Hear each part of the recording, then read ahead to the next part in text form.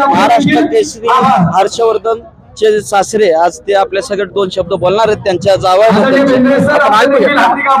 आज 68व्या महाराष्ट्र केसरी कुस्ती स्पर्धेत डबल महाराष्ट्र केसरी हर्षवर्धन दादा सदगीर हे झाले। आम्हा सर्वांना खूप आनंद वाटला आणि सर्वजण खुश आहेत आणि त्यांनी आपला यश यापुढे सतत ठेवावं, सतत कुस्ती खेळावी आणि असंच यश मिळवत राहावं अशी मी त्यांना शुभेच्छा देतो।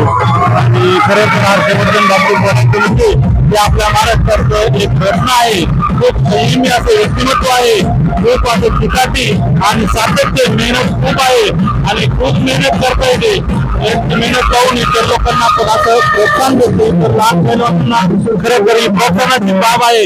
आज 5 वर्षापूर्वी महाराष्ट्र केसरी झाले पण तरी सुद्धा ते मिळत राहिले। आतापर्यंत परफॉर्मन्स 5 ते 6 वर्ष टिकून ठेवला आणि आज इतक्या दिवसानंतर पुन्हा डबल महाराष्ट्र झाले। मला खात्री आहे या पुढील काळात ते अजूनही खेळ करून माझ्या मनात राहतात महाराष्ट्र केसरी होतील याची मला खात्री वाटते।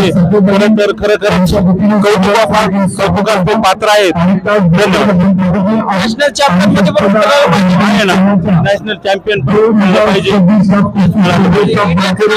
इंडियाचं नाव मोठं यापुढे खेळलं पाहिजे। त्यांची तर यापूर्वी हिंद केसरीसाठी निवड झाली होती परंतु अजून त्या झालेल्या नाही थोडस मागपुढे झालं त्यावेळेस पूर्ण तयारी होती। या अगोदर एकदम चांगली तयारी होती, त्यांना खूप कॉन्फिडन्स होता परंतु ते असं मीडियाकडून जाऊन असं काही दाखवत नव्हतं। म्हणजे आपण म्हणतो शांतीत क्रांती की विजय जरी असला तर तो संयमाने पटवणं आणि जरी पराभव असला तरी खचून न जाता नेहमी एकदम रिलॅक्स राहणं, संयमान राहणं, कोणाला कमी न लेखलं, किती प्रतिस्पर्धी जो असेल त्याच्याशी अगदी सन्मानानं खेळणं आणि त्यालाही सन्मान देणं अशा पद्धतीने त्यांचा खेळ असतो।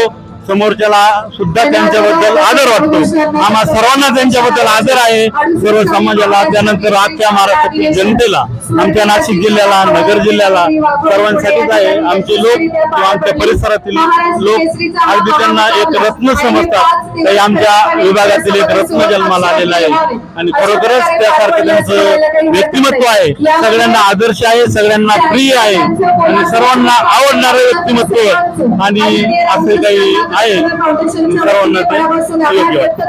धन्यवाद। वडगाव श्री समाजाची बोलल्याबद्दल आपल्या मनापासून आभार।